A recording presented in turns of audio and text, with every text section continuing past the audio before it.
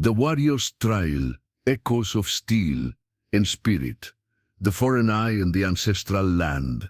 The steamship's Southern Cross cut through the turbulent waters of the Cook Strait with grim determination, as if the vessel itself protested the intrusion into the wild heart of Aotearoa, the land of the long white cloud. Aboard, on the deck, soaked by the persistent drizzle of a winter day in 1897, stood Arthur Sinclair, a British ethnographer and photographer. In his mid-30s, his face marked by the journey and a gaze that wavered between academic curiosity and a profound reverence for the unexplored. He was not an adventurer for the thrill of danger, but for an insatiable thirst for knowledge and the conviction that cameras were the most honest tools to capture the essence of worlds that were fading. His journey from the familiar gaslit streets of London had been arduous, spanning months of sea travel, uncomfortable berths, and the perpetual rocking that blurred the lines between waking and dreaming. Yet every discomfort was a small price to pay for the intellectual pursuit that consumed him. He often found himself sketching the faces of his fellow travelers, or the shifting patterns of the sea, a constant practice of observation that honed his artistic eye, even when his camera was packed away. Arthur had arrived in New Zealand, following the trail of old missionary reports and colonial chronicles that between the lines hinted at the existence of Māori initiation rituals that defied Western understanding. He had heard of the fierceness of the Māori people, of their intricate art, of their complex social structure, but what had most intrigued him was the recurrent mention of a trial of courage involving the icy waters of the inland rivers. It was a vague rumor, a whispered legend, but captivating enough to justify the long journey from London with his heavy boxes of photographic plates, his bulky box camera, and his wooden tripods. These instruments, cumbersome and temperamental, were his trusted companions, extensions of his own ambition to document a world slipping from its indigenous moorings. He carried with him the weight of the academic world's expectations, but also a personal sense of urgency, a desire to capture these traditions before they were irrevocably altered by the encroaching tide of European settlement. His destination was the heart of the North Island, a place where Maori communities still retained much of their customs, relatively untouched by the growing British colonial influence.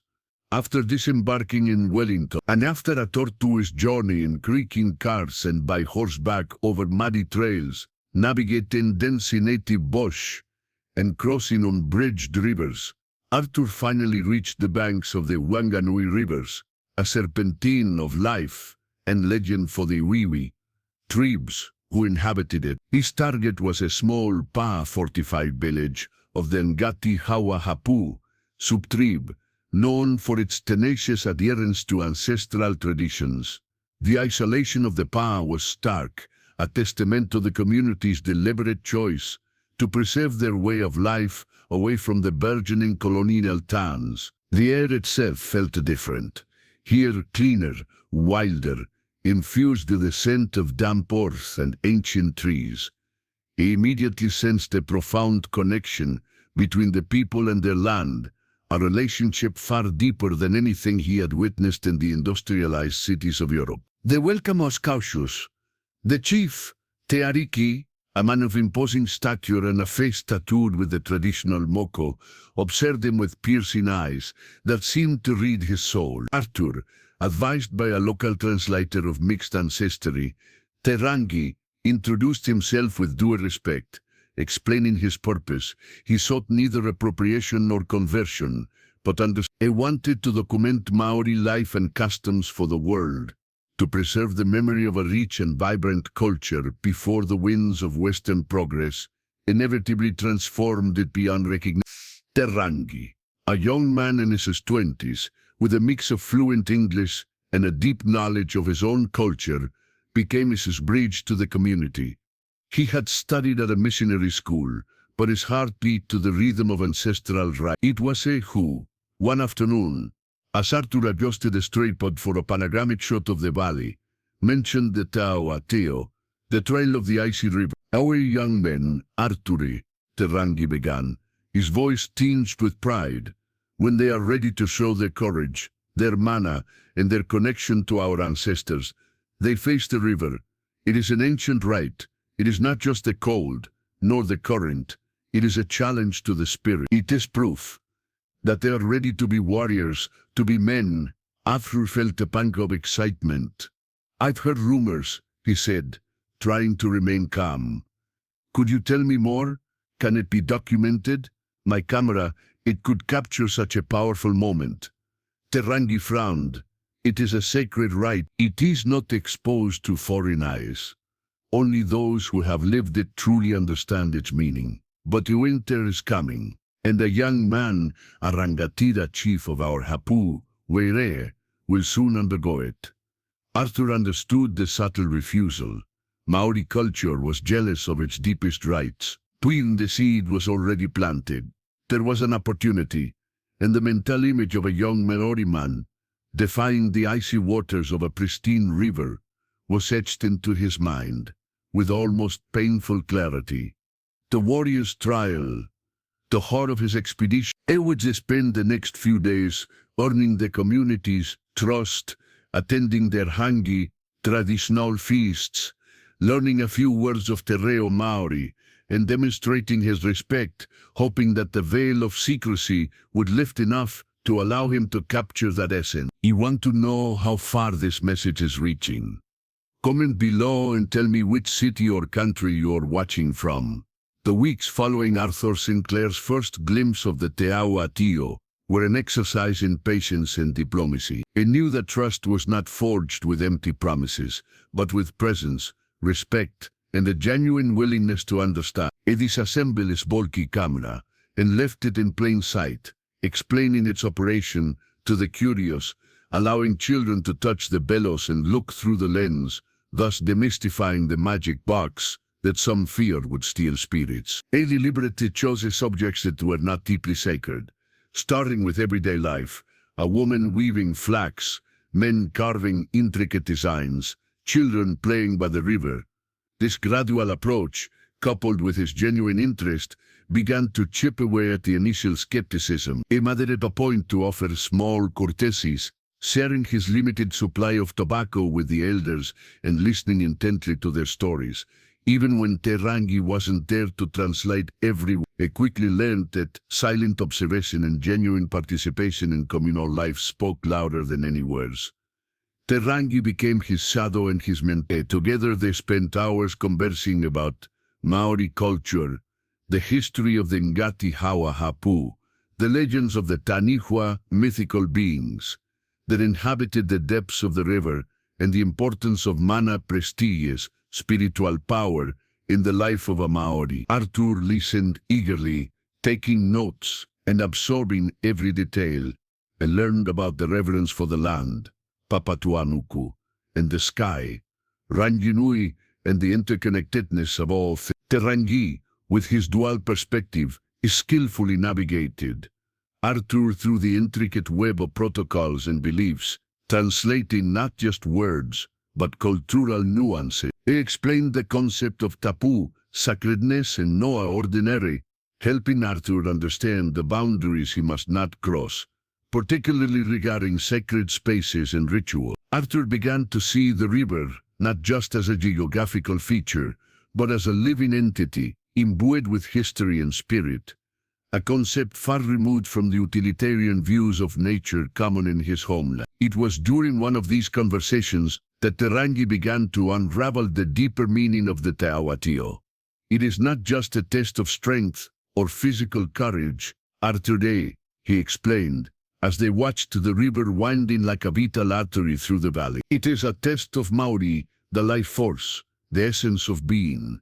The river is sacred, a manifestation of our ancestors. Its waters are cold, yes, but they also purify. The young man enters its depths to shed doubts, childish fears, and emerge with the clarity and resolve of a warrior. He leaves behind the softness of youth and embraces the hardness required for leadership, for protection of our people. The river acts as a mirror, reflecting his true spirit. And the pain, the extreme cold, Arthur asked, imagining the impact of the icy water. The pain is a door. It forces you to face your own spirit, not to falter. If your Māori is strong, the cold will not break you. It strengthens you. If you doubt, the river knows, and it rejects you. Te Rangi's eyes shone with an ancestral intensity. It is a conversation with the river, with the ancestors, with oneself. He who overcomes it gains the blessing of mana to lead, to protect, to build. It is a promise made to the land, to the sky, and to the generations that came before. Each breath in the icy water is a prayer, each stroke a vow. Their conversation turned to Wairere, the young man Te Rangi had mentioned. Wairere was the son of Chief Te Ariki, a 17-year-old with a remarkable presence and a future as a leader. He was respected for his intelligence and his skill in the haka ceremonial dance, but he had not yet faced the river trial. The entire community felt the anticipation of his imminent trial. Winter, with its colder waters, was the traditional season for the Te Awatio. As it intensified the challenge, the timing was crucial. The colder the water, the greater the test, and thus the stronger the mana earned. One day, while Arthur helped repair a canoe, Te Ariki approached him. The chief had been observing Arthur, assessing his sincerity. "Your eyes are not those of a thief, Arthur Sinclair," Te Ariki said, his voice deep. "Your hands are those of one who builds, not one who destroys. We have spoken, my people and I. You have shown respect.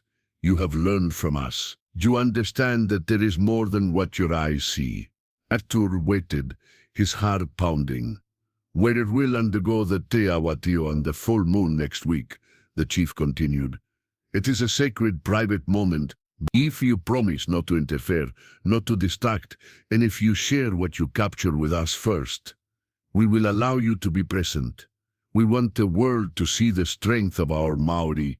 We want it to be known that we are not a fading people. Our ancestors faced challenges greater than the cold, and we carry their spirit. You, Arthur, can help carry this truth to others." Te Ariki's promise was an immense honor. Arthur nodded solemnly. "I promise, Te Ariki, I will respect the sanctity of your right. What I capture, I will capture with respect, and it will be yours first. I understand the sacredness of this event, and my lens will be guided by reverence, not mere curiosity." The community prepared. The atmosphere in the pa became charged with contained energy. There were chants, prayers, and Wairere moved among them with a serene stillness, despite the immensity of the task ahead of him.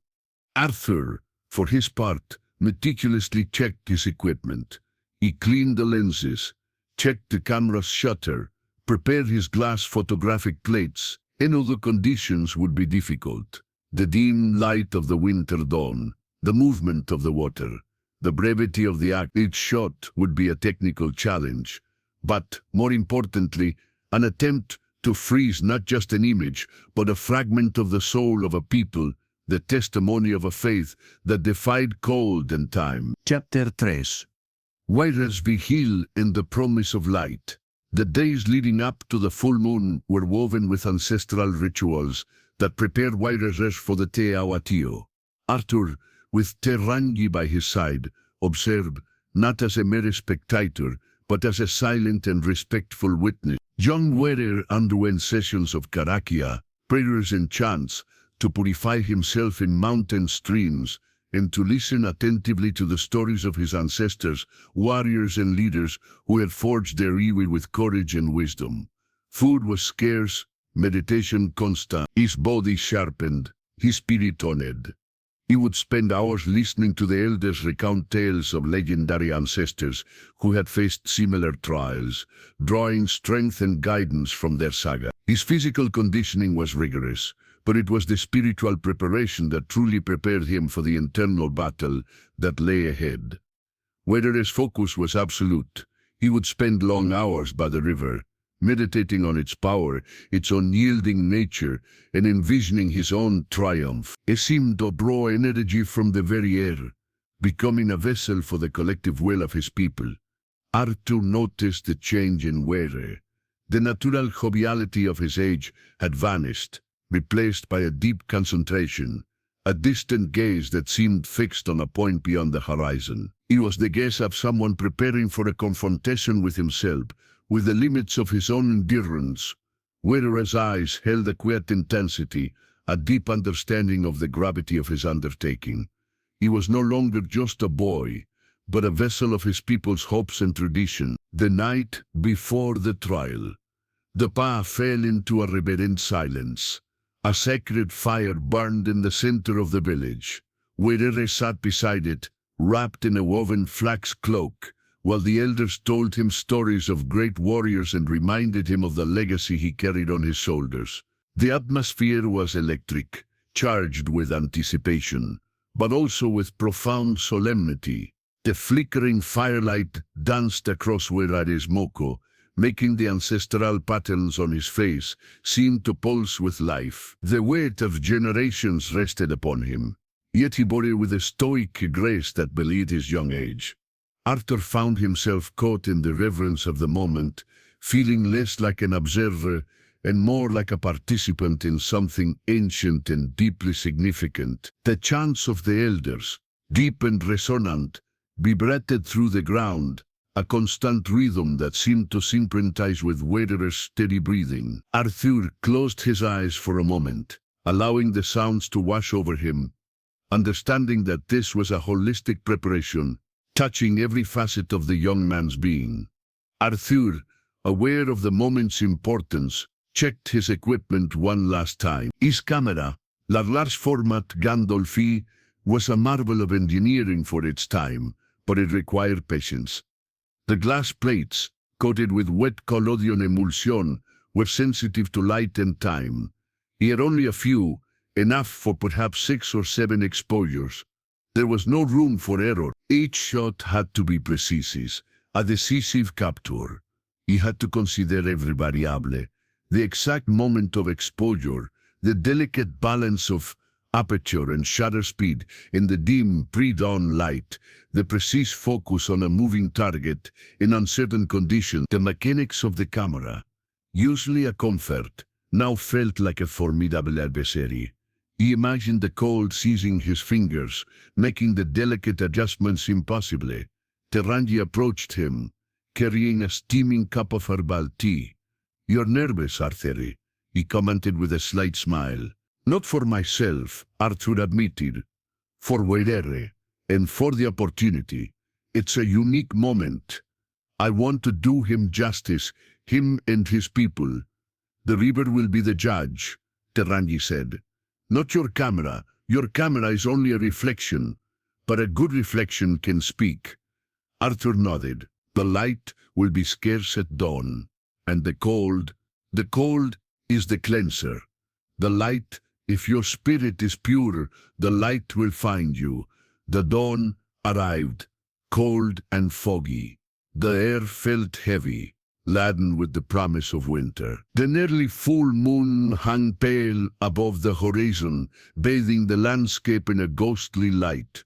The community gathered in silence on the riverbank, wrapped in blankets and cloaks, their breaths forming small clouds in the icy air. The stillness was absolute, broken only by the distant calls of native birds, and the soft lapping of the river against its banks. Anticipation hung heavy, a tangible presence in the cold morning. Wethere, stripped of his cloak, stood naked by the riverbank. His body, sculpted by work and life in nature, trembled slightly from the cold, but his face remained impassive. The tattoos of his facial moko seemed more intense in the pallor of his skin. An elder anointed him with a paste of herbs, reciting a karakia in a low voice. Arthur, his camera already mounted on the tripod, fought against the numbness in his fingers. He adjusted the aperture, focused on the spot where Wethere would enter the water, measured the light with his rudimentary light meter. Every second was precious. He had to anticipate the exact moment, the expression, the movement. He could not fail. Chief Teariki gave me the signal. Wethere advanced towards the river, his bare feet sinking into the icy sand of the shore. The sound of the water, once a distant whisper, now filled the air with its icy murmur. The young warrior did not hesitate. With each step, his resolve seemed to solidify. Arthur raised his hand, indicating to Terangi that the light was precarious. Terangi nodded, his gaze fixed on wearied air. The camera was ready, the plates loaded, the shutter cut. Arthur's breath caught in his throat. It was the moment. The promise of light, the reflection of warrior spirit, was about to be captured. The silence on the banks of the Wanganui River was so thick it could almost be touched. Only the constant murmur of the icy waters and the held breath of the crowd broke the stillness of the winter dawn. Werar, with goosebumps under his ancestral moko, paused at the edge, his eyes fixed on the dark, treacherous surface of the river. There was no fear in his gaze, but intense concentration, an unwavering determination. He breathed deeply, drawing in the cold air, preparing his lungs and his spirit for the shock. His muscles tensed, not with apprehension, but with a readiness forged by generations of his ancestors. Arthur, behind his bulky camera, barely blinked, his eye glued to the viewfinder. His hands, though numb, moved with mechanical precision. The light was so dim that it almost demanded an act of faith. Every detail of vital rare, his tense musculature, the vapor escaping from his mouth with each exhalation, the solemnity of his face, was magnified on the camera's ground glass. He felt the cold biting at his own exposed skin, a small distant echo of what Whiteaure was about to endure. His focus was absolute, a singular point of intensity that blocked out everything but the subject framed within his lens, with a guttural cry that resonated through the valley, an ancestral karanga that was not of pain, but of affirmation. Whiteaure plunged. The impact was brutal. The water, an embrace of 1,000 icy needles, swallowed him in an instant. A collective murmur escaped from the crowd on the shore.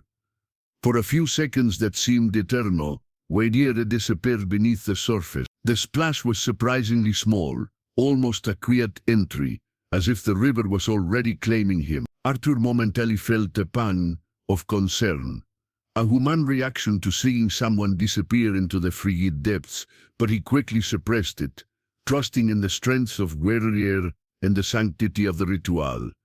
Arthur did not lower his camera. With an instinctive anticipation, he waited for the crucial moment. He had studied the currents, the depths. He knew the trial involved a complete immersion. His finger hovered over the release button, the shutter ready to capture that fleeting instant between surrender and resurgence. Suddenly, Whiteaure's head broke the surface. A gasp, not a cry of agony, but a deep inhalation, a resurgence of will. The water dripped from his face, from his hair, mixing with the cold sweat of exhaustion. His eyes were wide open, fixed, as if he were seeing something beyond the shore, in the depths of his own spirit. His body, initially contorted by the shock, now began to move with purpose, each movement a defiant refusal of the cold's paralyzing grip. Arthur saw the battle in his eyes, the internal struggle against the instinct to retreat, replaced by an unyielding resolve. Click! The shutter clicked softly, barely audible in the vast silence. Arthur had captured the exact moment. Whiteaure emerged, the expression of defiance, of pure resilience, etched on his face. The first plate was done, a fraction of a second, frozen for eternity. Whiteaure did not stop. Following the ritual, he began to swim against the current, towards the center of the river, against the cold that threatened to paralyze his muscles. His style was powerful, primitive, each brazada a battle against relentless nature. Arthur moved his camera, reframing, trying to follow the rhythm of the young man. The current, strong and unforgiving, fought him, but Whiteaure pushed through, his body a testament to the training he had endured. Arthur found himself holding his breath with each stroke, mentally pushing Whiteaure forward. The cold began to seep into Arthur's bones. His fingers grew even more numb, but adrenaline kept him alert.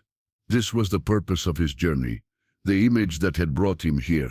His breath plumed in the frigid air, and he shivered involuntarily. But his gaze remained locked on Wererer. He felt a deep connection to the moment, a sense of shared human endeavor against the raw power of nature. Wererer reached the center of the river, and once more submerged himself, this time to swim beneath the surface, defying the darkness and pressure, a metaphor for his inner journey. The crowd on the shore watched with bated breath. Some elders murmured prayer when Wererer reappeared, closer to the other bank. His body visibly trembled, but his eyes remained fixed on a distant point. He raised an arm in a sign of victory, a simple gesture yet charged with ancestral power. Arthur, with one more click, captured that triumph, the resilience, the strength, the connection to the Tupuna ancestors. He had promised the last strokes were the hardest. Wererer fought against the current, his skin now bluish. Finally, with one last effort, he reached the opposite bank. He stood up, swaying slightly, and looked towards his people with an expression of exhaustion and ecstasy. A collective shout of jubilation erupted on the shore. The voices of the community broke the silence. A spontaneous haka began, an echo of the strength of the young man who had defied the river. Wererer collapsed on the sand, exhausted but victorious, received by the elders who wrapped him in warm blankets. Arthur, with his hands trembling, unhooked the exposed plates. He felt the cold penetrate to his core, but a strange euphoria enveloped him. He had captured not just images, but the essence of the trial. Each photo attested the heart of Māori culture, defying cold and time. It revealed itself before his lens, and he knew that these images would not be mere curiosities, but windows into an act of unwavering courage and faith. The journey back to Arthur's makeshift darkroom, a small tent darkened with blankets, was an agony of anticipation. The exposed glass plates were fragile, susceptible to light, dust, and the slightest vibration. Arthur transported them with the reverence one would carry a treasure. Terangi accompanied him, his own excitement contained, yet palpable. The air in the tent was heavy with a mix of anticipation and the lingering chill from the river. Arthur moved with a deliberate slowness, each motion precise, knowing that one wrong move could ruin weeks of effort and the precious images he had captured. In the near-total darkness, illuminated only by the dim red light of a safe flight, Arthur began the meticulous developing process. Each plateau was submerged in a series of chemical baths. The developer, the stop bath, the fixer. It was an act of alchemy, where captured light transformed into a latent image and then, gradually, into a tangible photograph. The smell of chemicals filled the air. He filled the cool glass of each plate as he slid it into the solutions, waiting for the emulsion to react. The silence was punctuated only by the gentle slosh of liquids and the occasional rustle of the tent fabric. Terangi watched in silence, fascinated by the process. He didn't understand the science behind it, but he perceived the magic. Each time an image began to emerge on the plate, it was as if a ghost from the past came to life, trapped in the glass. As the faint outlines of Wererer's form began to appear, growing sharper with each passing second, Terangi let out a quiet gasp of wonder. "It is Werewa's spirit, Arthur," he murmured, "caught in your black water. Look at this." Terangi, Arthur whispered, holding a fresh plate up to the red light. Terangi leaned closer. The image was monochromatic, ethereal, but unmistakably Wererer emerging from the water. His eyes widened in amazement. It's as if he's still there, the strength of his Māori. The developed plates were washed and set to dry with extreme care. Arthur had managed to capture 7 photographs, each a distinct testament to the trial, from the moment Wererer plunged into the water to his final resurgence on the opposite bank. Each photo revealed an aspect of the challenge: courage, endurance, the connection to ancestral spirit, the atmosphere of the icy dawn, the mist rising from the water. All were there, immortalized. He held them up to the faint light, reviewing them again and again, a silent dialogue between creator and creation. The next day, when the prints were dry and ready, Arthur and Terangi took the photographs to Teariki and the elders of the Hapu. The images were presented with solemnity, spread out on a mat in the Wenui meeting house, the heart of the Pa. The entire community had gathered, their faces etched with a mixture of curiosity and anticipation. Arthur felt a surge of apprehension. This was the ultimate test of the trust he had so carefully built. The elders bent over, their faces weathered by time, studying every detail. At first there was a profound silence. Some touched the photos with reverent fingers, almost as if expecting to feel the cold of the river. Whispers rippled through the gathered crowd. Some older women clutched their cloaks tighter, remembering their own kin who had undertaken similar trials. Chief Teariki picked up one of the images showing Wairere emerging from the water, his face a mix of agony and triumph. His eyes filled with pride. "He has spoken with the river," he said softly. "He has listened to the ancestors, and now his words are here, for all to see." Wairere, who was present, approached and looked at his own image. There was no vanity, only deep satisfaction. He recognized the truth of the trial he had faced, reflected with astonishing fidelity on the paper. He saw himself, not as he looked, but as he felt in that agonizing, triumphant moment. The photograph captured the invisible, the spirit. There were discussions. Some expressed concern that a part of Wairere's Māori might have been captured, or even stolen by the machine. Arthur and Terangi patiently explained that the photos were a mirror, not a vessel. They were a testimony, not a replacement for the experience. The trust Arthur had cultivated was crucial at this moment. Terangi translated Arthur's explanations with the eloquent passion, drawing on their shared conversations about the purpose of the camera. "It is not a theft," Terangi asserted, "but a blessing. The mana of Wairere is so strong, it cannot be contained, only shared." Finally, Chief Teariki stood. "Arthur Sinclair has honored his word," he proclaimed. "He has captured the truth of the Te Awatio. These images will speak of our strength, of our faith, to those who cannot be here. Let the world know that the mana of Rangatihawa is strong, like the river." The photographs remained in the pots for several days, passed from hand to hand, admired by the entire community.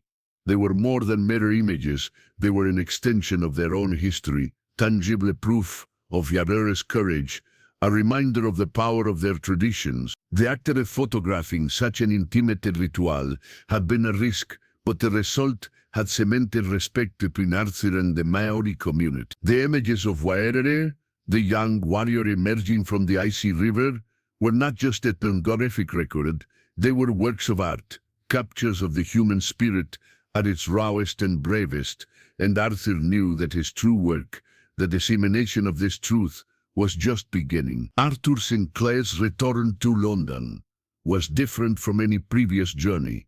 The heavy boxes of photographic plates now contained not just the promise of images, but the certainty of a story that needed to be told. The photographs of Wairere and the Te Awatio were not mere ethnographic documents. They were windows into the soul of a people, encapsulating a moment of profound human truth. The images were developed and enlarged with the utmost care in a studio. Each photo revealed a young Māori man in the act of his trial, the initial plunge, the struggle against the current, the resurgence, the cry of defiance, the expression of triumph, the light of the icy dawn, the mist over the water, the gleam in Wairere's eyes, all were captured with astonishing clarity for the era. Each image was a narrative in itself, a testament to courage, resilience, in connection to a millennia-old tradition. Arthur began to present his photographs and findings at the Royal Geographical Society and in various academic institutions.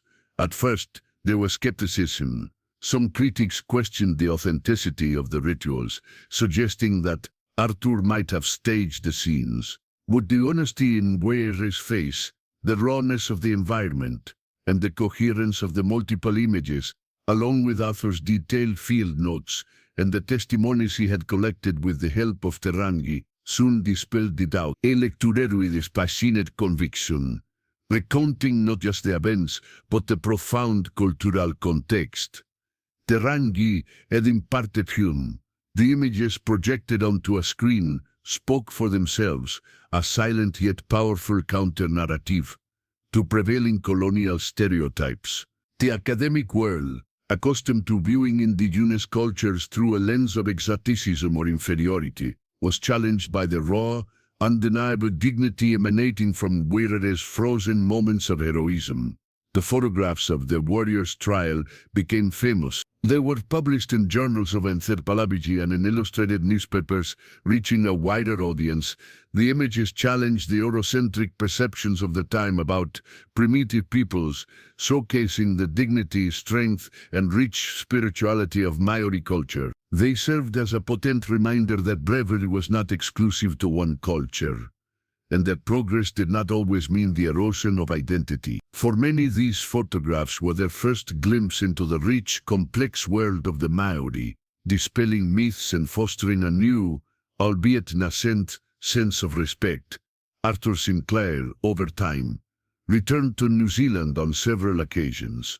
His relationship with the Ngāti Hapu deepened. Not only had they documented their most sacred ritual, but he had become an advocate for their culture and rights. They shared the profits from publications with the community, helped establish funds for the preservation of their language and traditions, and always acknowledged the permission and trust they had granted him. He facilitated the exchange of knowledge, introducing Māori weaving techniques and carving artistry to European audiences, and bringing back scientific advancements that could benefit the community. His legacy became intertwined with that of the Ngāti Hawa, a testament to true intercultural collaboration. He organized exhibitions of Maori art in London, ensuring that the artists received fair compensation and proper recognition, directly countering the exploitative practices common in ethnological collections of the era. Arthur considered himself less a collector of artifacts and more a custodian of stories,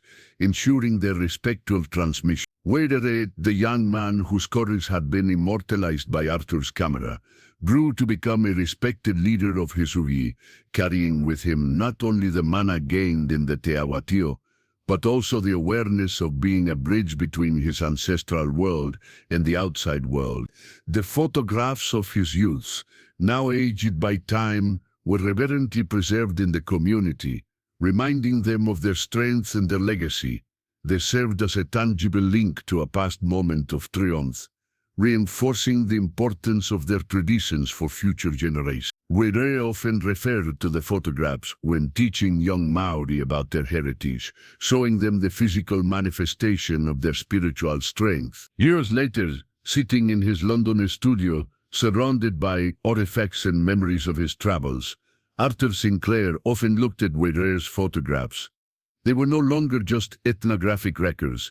They were a mirror of his own journey, of his own evolution. He had arrived in Aotearoa as an observer, but he had left as a participant, with a deeper understanding of the interconnectedness between nature, spirit, and the human search for meaning. The icy river, the stoic youth, the watchful community, all had become etched not just on his photographic plates, but on his very soul. He had witnessed a profound truth, one that transcended academic classifications and spoke directly to the universal human spirit of perseverance. The Te Awatio, the trial of the icy river, continued to be a sacred rite for the Māori people, adapting but not disappearing. Arthur Sinclair's photographs became part of their history, a legacy that transcended cultural and temporal boundaries. Each image, a fragment of courage frozen in time, an enduring echo of the indomitable spirit of a young Maori warrior who dared to defy the call to forge his destiny. And so, through the lens of a foreign eye, the ancestral strength of Aotearoa found its place in the collective memory of the world.